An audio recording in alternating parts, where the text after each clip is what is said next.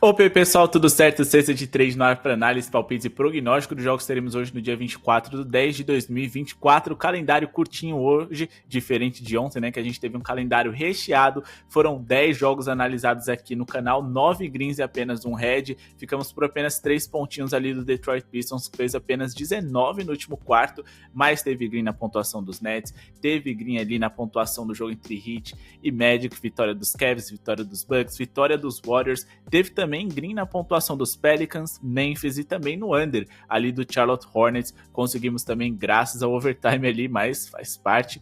Green na pontuação do Phoenix Suns. E no nosso grupo VIP foram 4 palpites, 3 greens e apenas um red. Fomos de pontuação do Trae Young, fomos ali de pontuação do Milwaukee Bucks e também uma duplinha no jogo dos Pistons com a pontuação do Jaden Ivey e um duplo-duplo não do Cade Cunningham. Dia espetacular mais uma vez aqui e também no nosso grupo VIP. Aqui na descrição vou deixar o link para vocês do nosso canal de cortes, onde a gente faz algumas análises pontuais ali para vocês. A gente está avisando faz tempo ali da pontuação do Trae Young contra os Nets, mesmo antes da temporada começar, e lá no nosso Instagram também. Mais do que isso, a gente também avisou a galera lá, um conteúdo especial no nosso grupo free. O link vai estar aqui na descrição, onde a gente avisou.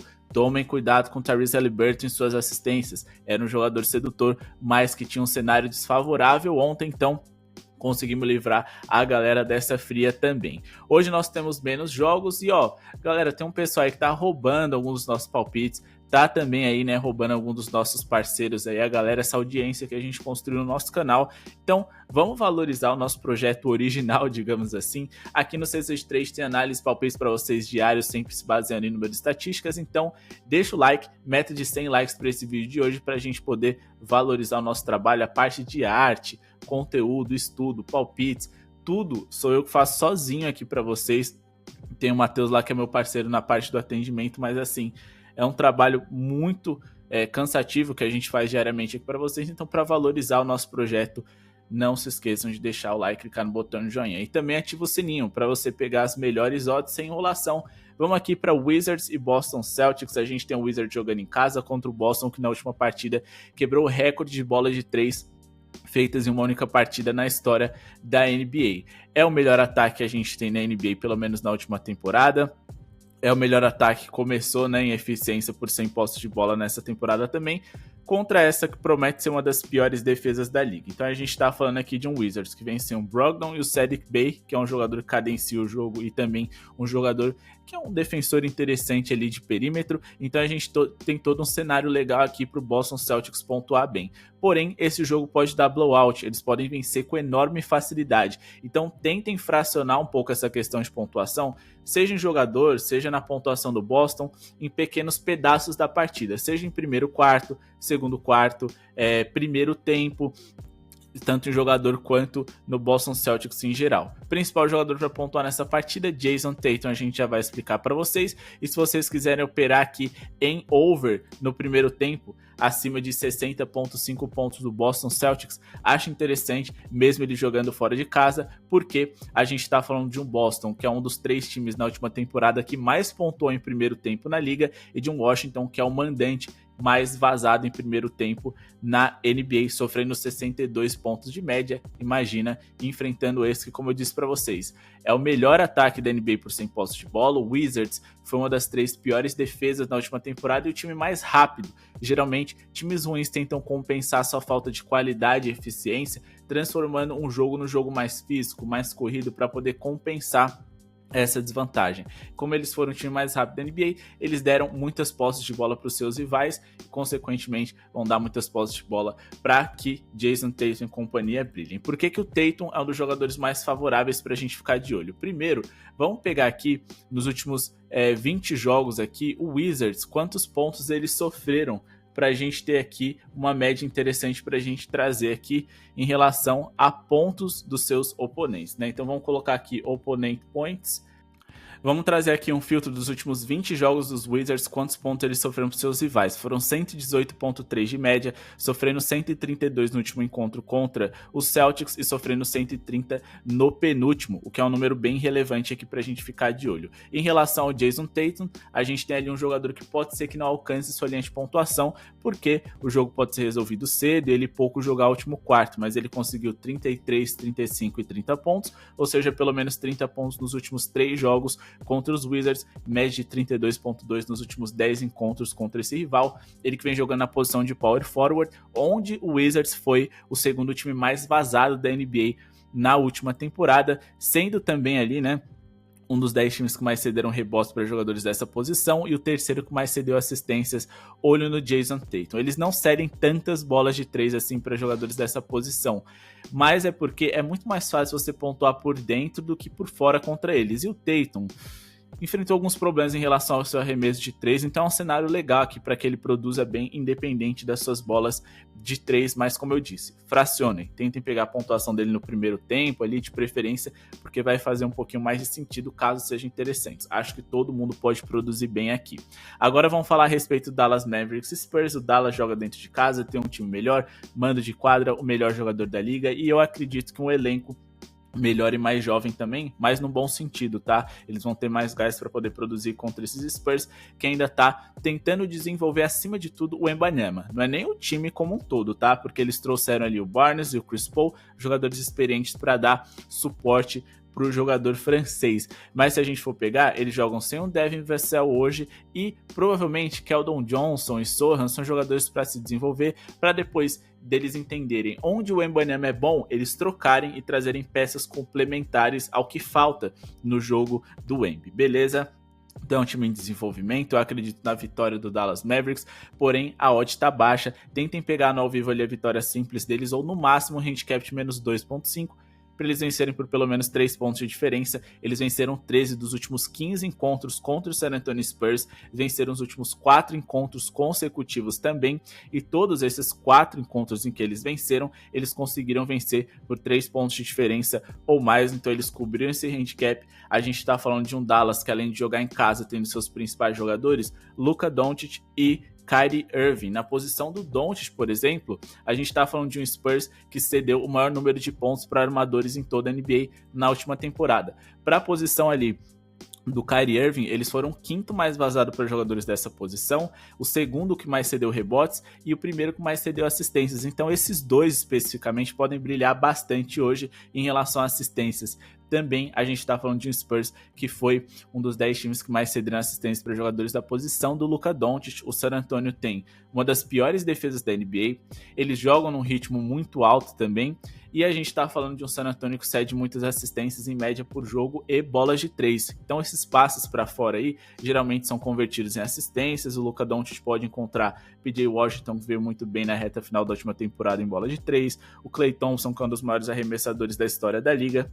Então é um cenário bem legal aqui para a gente trabalhar a favor do Dallas, que foi um dos 10 melhores ataques. Então eu só não ficaria de olho ali na pontuação dos Mavs, porque eu tenho algumas dúvidas do quanto que o Wembanyama pode impactar, mas eles marcaram 122,7 pontos de média nos últimos 15 jogos contra os Spurs e marcaram pelo menos 116 em diversos jogos aqui. 1, 2, 3, 4, 5, 6, 7, 8, 9 jogos dos últimos 10. Então, assim, fiquem de olho ali na pontuação do Dallas, coletivamente, dos seus jogadores também. É mais ou menos o cenário ali contra os Wizards, porém aqui os destaques dos Mavericks podem jogar até o final. Eles podem ter ali mais minutagem, porque o San Antonio Spurs deve ser mais competitivo do que os Wizards serão, provavelmente, para o Boston Celtics, beleza? Em relação à pontuação do Dallas, eu acho que tem potencial, mas a linha pagando em torno de 50 estava em 115,5 pontos, então evitem ou peguem o acima de 109,5 pontos ao vivo, pagando em torno de uns 50. Pessoal, antes da gente partir aqui para o próximo jogo, não se esqueçam de se inscrever no canal, deixar o like para ajudar o nosso projeto a seguir acontecendo. Meta de 100 likes pro vídeo de hoje, o nosso grupo VIP com os melhores palpites, baseando em números e estatísticas, está aqui embaixo para vocês o contato. Lembrando, lá mais do que um grupo de tips, a gente sempre tenta trazer conhecimento para você se tornar um apostador de elite. Então a gente tem um objetivo muito maior do que todos os outros grupos VIPs, muitos e-books, guias, conteúdos extras, material para você se tornar um apostador independente, parar de fazer besteira, aumentar os seus chances de green e também evitar erros bobos, o que também é muito importante. Hoje, inclusive, a gente tem uma rodada muito complicada. Eu acho que esses 2 jogos aqui que eu passei são os mais interessantes para investir, mas de toda forma, vamos analisar Denver e OKC e também Kings e Minnesota Timberwolves.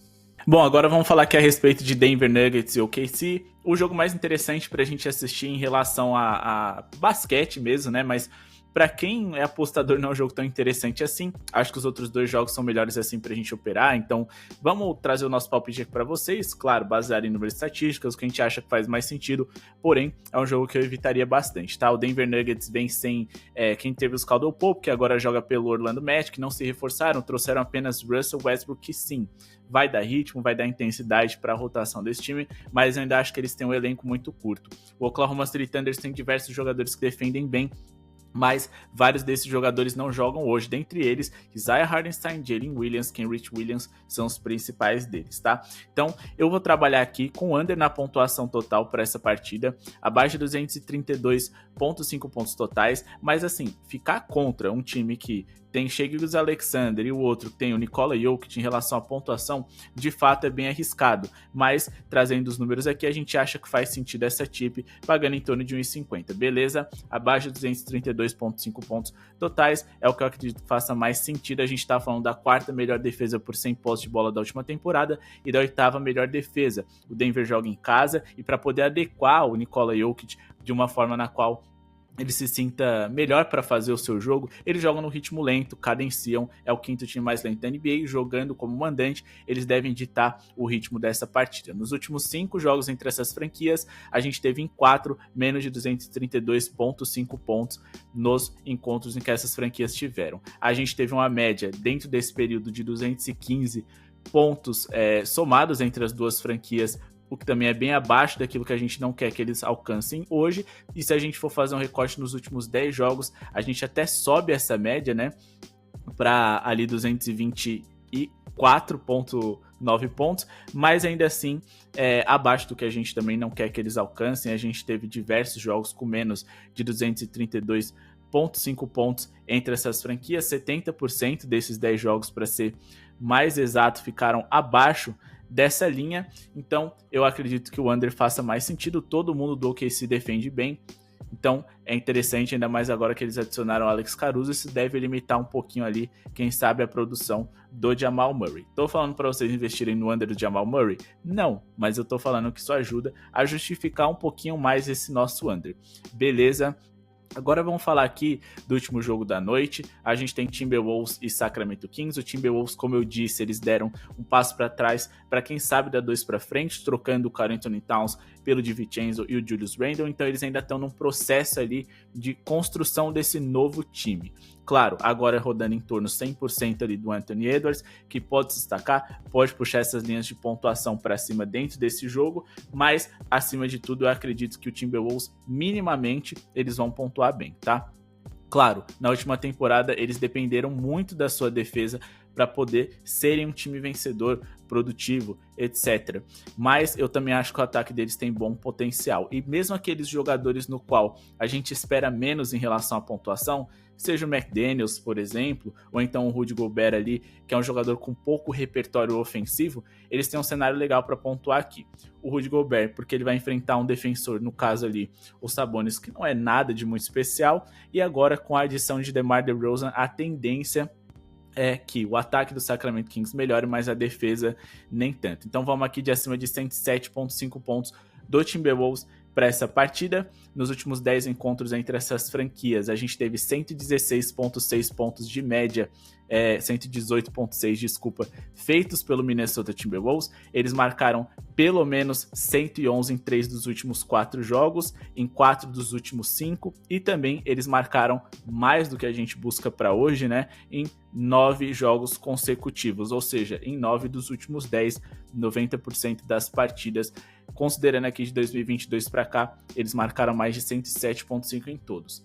A saída do Karl Anthony Towns ofensivamente é uma perda grande, é um cara ali consegue fazer 20 pontos de média com facilidade, e eles adicionaram mais profundidade ao elenco, mas eu acho que essa profundidade é boa, tá? O Sacramento Kings joga num ritmo razoavelmente alto, estão na metade de cima da tabela, então vão gerar muitas posses de bola por minuto para os seus rivais, e a defesa deles não é nada genial, também é uma defesa ali de meio de tabela. Outra coisa interessante que a gente pode trazer aqui para vocês é o fato de que jogando em casa o Sacramento foi um dos 10 times na última temporada, em média, que mais cederam bolas de 3 por jogo.